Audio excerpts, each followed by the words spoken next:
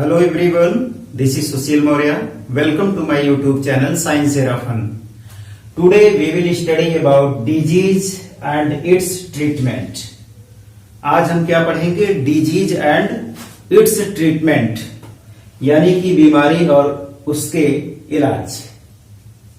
Today we will talk about a disease named dyslexia. आज हम लोग किस बारे में बात करेंगे? एक बीमारी जिसे डायस्लेक्सिया कहते हैं. तो आज हम लोग डायस्लेक्सिया पर चर्चा करेंगे. फाइन. डायस्लेक्सिया क्या है? डायस्लेक्सिया क्या है? देखिए, डायस्लेक्सिया इज ए लर्निंग डिसऑर्डर. डायस्लेक्सिया क्या है? एक लर्निंग डिसऑर्डर है.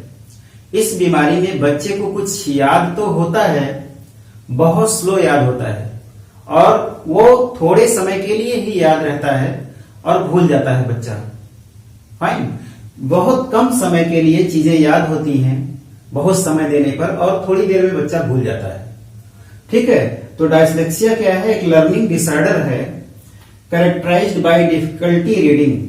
इसमें बच्चे को रीडिंग करने में भी तकलीफ होती है, वर्ड्स के प्रोनाउंसिएशन करने में भी तकलीफ होती है, और साथ में चीजें याद होती है बहुत ही मेहनत के बाद, और थोड़े समय में फिर भूल जाती है. Fine. Dyslexia occurs in children with normal vision and intelligence. Dyslexia किसी बीमारी के कारण नहीं आती है, बल्कि नॉर्मल विजन, ऐसे बच्चे जिनकी दृष्टि तो ठीक है, देखने की क्षमता बहुत सही है, और इंटेलिजेंस, बुद्धि भी बहुत है, बट लर्निंग डिसऑर्डर है डायस्लेक्सिया. फाइन. तो डायस्लेक्सिया क्या है? डायस्लेक्सिया इज ए लर्निंग डिसऑर्डर, जिसमें चीजें बच्चे को याद नहीं होती हैं, और याद भी होती हैं, बहुत डिफिकल्टी से याद भी होती हैं, तो बहुत थोड़े समय में वो दिमाग से निकल जाती है. फाइन. ऐसा माना जाता है, बायोटेक्नोलॉजी डिपार्टमेंट के अनुसार, in our country India, Bharat की बात करें तो 10% peoples are suffering from dyslexia. 10% लोग हमारे देश के डायस्लेक्सिया से परेशान हैं, यानी कि 35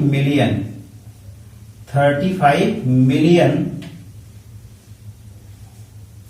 ऐसे चिल्ड्रन हैं हमारे देश में. 35 मिलियन ऐसे चिल्ड्रन हैं जो डायस्लेक्सिया से पीड़ित हैं. ओके. सिम्टम्स क्या है डायस्लेक्सिया के? डायस्लेक्सिया के लक्षण क्या है? सिम्टम्स यानी कि लक्षण क्या है? लेट टॉकिंग, वो बहुत देरी से बात करना शुरू करते हैं. ठीक है. उनके दिमाग में कुछ ही वर्ड होते हैं, क्योंकि डायस्लेक्सिया में वर्ड्स भूल जाते हैं. फाइन. तो लेट टॉकिंग. दूसरा सिम्टम्स क्या है आपका?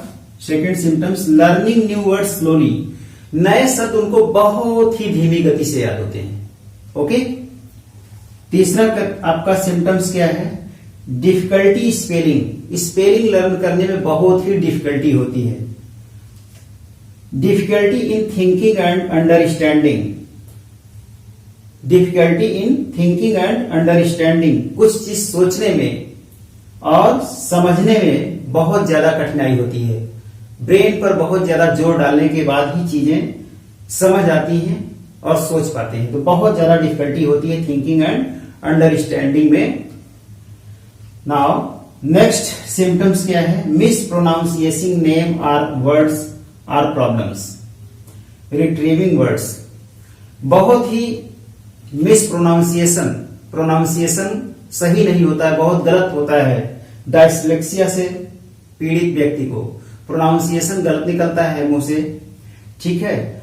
Are words or problem retrieving words. शब्दों का प्रोनाउंसिएशन गलत निकलता है. ठीक है. किसी के नेम को ले रहे हैं, उसका प्रोनाउंसिएशन गलत होता है. ठीक है. वर्ड को रिट्रीव करने के लिए, जिसको आपने मेमोराइज किया है, वो भूल जाता है, इसीलिए वर्ड को रिट्रीव करने में बहुत डिफिकल्टी होती है. फाइन. नेक्स्ट क्या है? स्पीचलेस, यानी कि अनेबल टू स्पीक. कुछ बोलने में बहुत ही डिफिकल्टी होती है. बोलने में आपका अनेबल टू स्पीक, असमर्थ होना. फाइन. तो ये कुछ आपके डायस्लेक्सिया के कैरेक्टरिस्टिक, मतलब यानी कि सिम्टम्स हैं. Fine.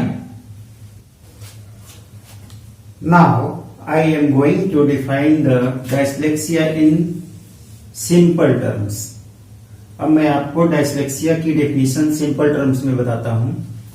डायस्लेक्सिया is a general term for disorders that involve. Dyslexia क्या है? जनरल टर्म है फॉर डिसऑर्डर्स, डिसऑर्डर्स का, दैट इन्वॉल्व, डिसऑर्डर्स में क्या क्या इन्वॉल्व है? डिफिकल्टी इन लर्निंग, लर्न करने में बहुत ही डिफिकल्टी होती है। ठीक है, डायस्लेक्सिया क्या है? एक जनरल टर्म है फॉर डिसऑर्डर्स, डिसऑर्डर्स के लिए। ठीक है, that involve difficulty in learning. Dyslexia में क्या होता है? डिफिकल्टी इन लर्निंग, चीजों को याद करने में बहुत ही डिफिकल्टी महसूस होती है। टू रीड और इंटरप्रेट वर्ड्स, रीडिंग करने में भी दिक्कत होती है, वर्ड को इंटरप्रेट करने में, समझने में भी दिक्कत होती है। लेटर्स एंड अदर सिंबल्स, अक्षरों को इंटरप्रेट करने में या सिंबल्स, चिन्हों को इंटरप्रेट करने में डिफिकल्टी महसूस होती है। But they do not affect general intelligence, लेकिन ये सब डायस्लेक्सिया आपका जनरल इंटेलिजेंस पर कोई इफेक्ट नहीं डालती है। ठीक है, बुद्धि सामान्य रहती है बच्चे की। तो डायस्लेक्सिया में सबसे बड़ी प्रॉब्लम होती है चीजों को लर्निंग करने की और मेमोराइज करने की। चीजें हमें याद नहीं होती, अगर याद भी हो गई तो शॉर्ट टर्म के लिए याद होती हैं, बहुत ही जल्द भूल जाती हैं चीजें। फाइन, नोट देखिए, it is possible for dyslexic person, ये संभव है कि जिस व्यक्ति को डायस्लेक्सिया है उसे डायस्लेक्सिक पर्सन बोलते हैं। It is possible for dyslexic person to be able to read very well, ये संभव है कि डायस्लेक्सिक पर्सन बहुत अच्छे से पढ़ लेगा।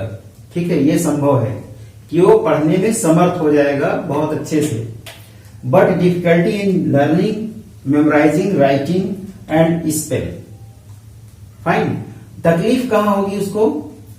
लर्निंग करने में, मेमोराइज करने में चीजों को, क्योंकि मेमोरी से चीजें तुरंत निकल जाती हैं। राइटिंग, लिखने में डिफिकल्टी महसूस होगा, और स्पेलिंग पढ़ने में, ठीक है, प्रोनाउंसिएशन में।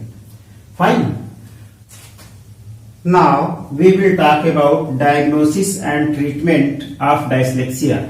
अब हम बात करेंगे कि डायस्लेक्सिया को कैसे डायग्नोस किया जाए और इसका ट्रीटमेंट कैसे किया जाए। Fine, most children with dyslexia can succeed in school with tutoring और स्पेशलाइज्ड एजुकेशन प्रोग्राम। अधिकांश बच्चे जो डायस्लेक्सिया से पीड़ित हैं वो अपनी लाइफ में सफल होते हैं स्कूल में ट्यूटरिंग करके या स्पेशल एजुकेशनल प्रोग्राम को लेकर के। फाइन, नाउ थेरेपी की बात करें, डायस्लेक्सिया की थेरेपी की बात करें तो बच्चों को इंडिविजुअलाइज्ड एजुकेशनल इंटरवेंशन दिया जाना चाहिए। ठीक है, अगर आप बच्चे को व्यक्तिगत शिक्षा दे रहे हैं, इंडिविजुअलाइज्ड एजुकेशनल इंटरवेंशन दे रहे हैं, तो बच्चे के लिए बहुत बढ़िया होगा। ठीक है, नाउ रिहैबिलिटेशन की बात करें, रिहैबिलिटेशन का मतलब पुनर्वास। बच्चे को फिर से सारी चीजें बताई जाए, बार बार चीजों को बताई जाए, यह रिहैबिलिटेशन होता है। ऑक्यूपेशनल थेरेपी एंड काउंसलिंग, बच्चे को लगातार काउंसलिंग किया जाए, बच्चे की लगातार काउंसलिंग किया जाए उसके साइकोलॉजी को। फाइन, बच्चे को लगातार काउंसलिंग किया जाए उसकी साइकोलॉजी को लेकर। नाउ आपको नोट बता देता हूं कुछ चीजें। There is no known way to correct the underlying brain abnormality that causes dyslexia. कोई भी तरीका नहीं है जो ब्रेन आपका एबनॉर्मल है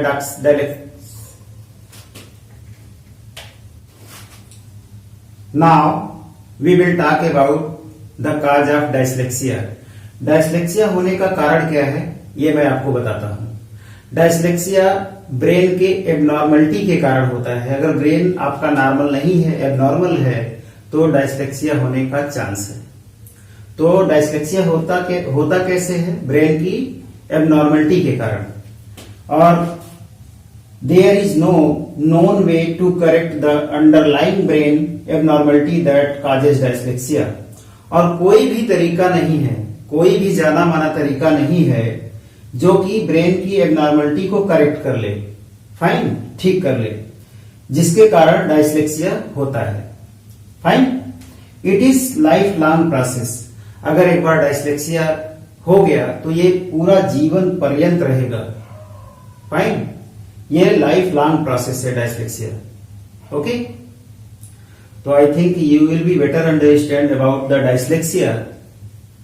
ओके, आप अच्छी तरह से समझ गए होंगे डायस्लेक्सिया है क्या, इसके सिम्टम्स, लक्षण क्या है, ठीक है, इसकी थेरेपीज क्या है, इसको कैसे ट्रीट किया जा सकता है और ये कैसी प्रोसेस है।